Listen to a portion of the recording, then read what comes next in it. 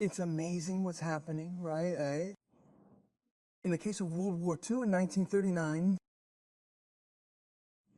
the United States entered World War II to defend itself, right? The United States didn't start World War II. What happened?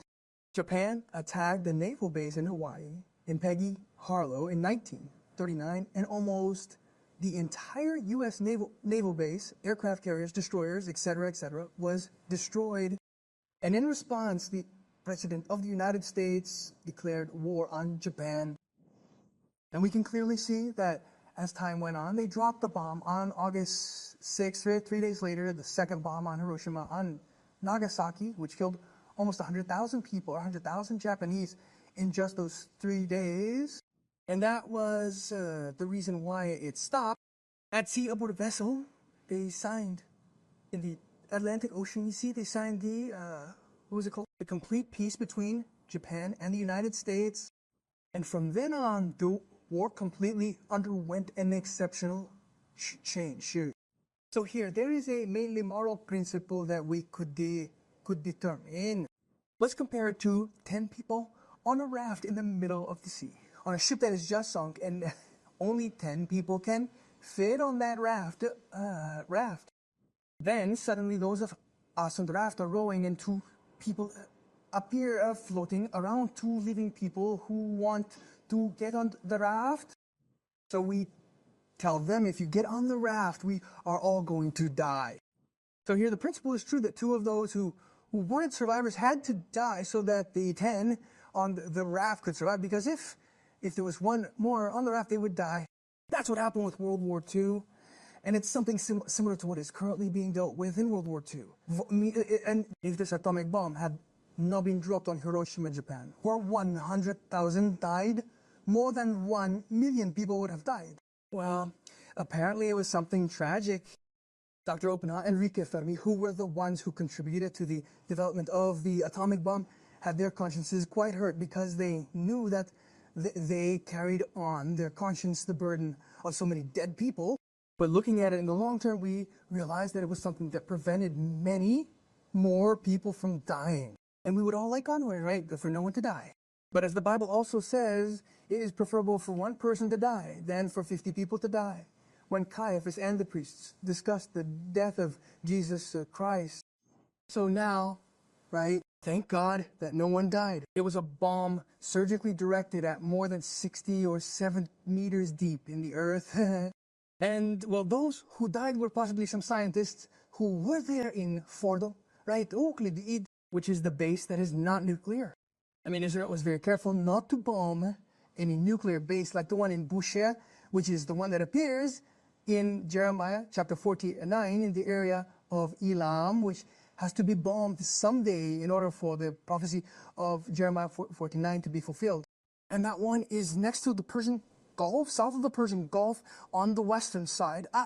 So that is very dangerous because it would have done what Chernobyl did in Russia in the last century. So thank God that this facility where uranium is being developed was precisely located, but it was not nuclear, nor was the bomb nuclear, nor was what they bombed nuclear. Okay. Now, but and as for the 9 days of cessation of fire or cessation of hostilities and the 1 day that it lasted, it is impressive. I mean, it seems to me that it is not impressive, right? And for example, we can also compare it, Jonah, with the war between Ukraine and Russia. Russia, with an immensely large country, can finish off Ukraine. Well, they've been at it for almost 2 years now. But here we see Israel with almost 9 million people against 90 million people in the country of Iran. And Iran, geographically almost 10 times larger. In less than 10 days, they finished this. I mean, it's impressive. And another thing that also impresses me, Jonas, is that there's no doubt that President Trump was the key piece, the key instrument of God, right? Because a man with these characteristics was needed when right now China and Russia, who we are waiting for to react because they are close friends of Iran, they have nuclear pacts, military pacts, trade pacts, they didn't lift a single finger. So this was something tremendous. I mean, they stood their ground, they respected it, and they realized that they were dealing with a man, President Trump, who doesn't beat around the bush. I mean, he's going to do whatever he says. So thank God for this, because it is the quality and character of being human that is needed in this tragic hour in which the world is living. Real men of courage, men of valor, men who are determined with convictions to fulfill what God commands us to do. Okay. Now, yesterday we were on a program, Doctor, this one, where we were talking about the situation. Well, we were commenting a little bit about this situation of war and all that, and we were talking about the eschatological issue, right? Not going into the eschatological issue, of course, but we were just talking about how there are different eschatological positions. Having an eschatological position somehow influences my life in how I live it, right? And I believe that Mr. Crisp is coming next week. I firmly believe that he is coming next week. I imagine, let's say that he is coming next Wednesday. Today is Wednesday. Well, I imagine that if I believe that he is coming next Wednesday, I will make some decisions in life believing that he is coming next Wednesday. If I believe that he is coming on Wednesday in a year, then the decisions I make will be different from the decisions I make in a week.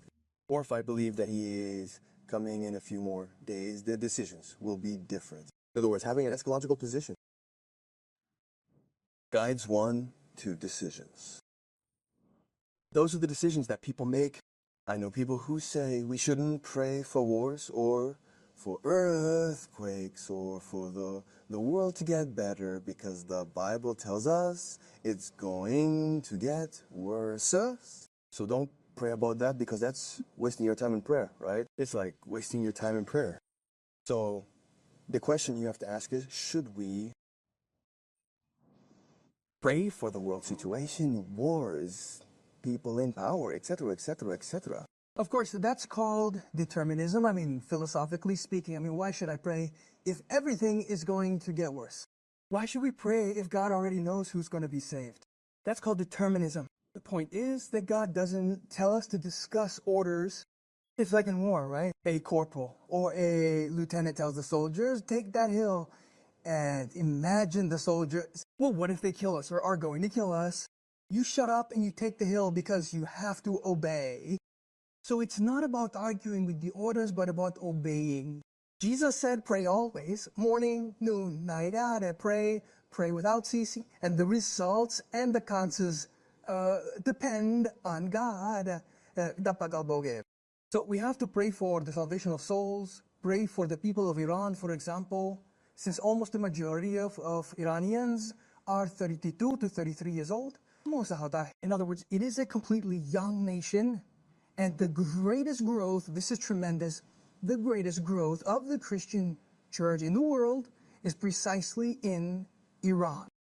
This is amazing. And in China, two completely totalitarian, dictatorial nations, right? But it is where the gospel is growing the most. So to say we are not going to pray because there are earthquakes and because everything is going to end, that is determinism. In other words, it is a tremendous fatality to think this way.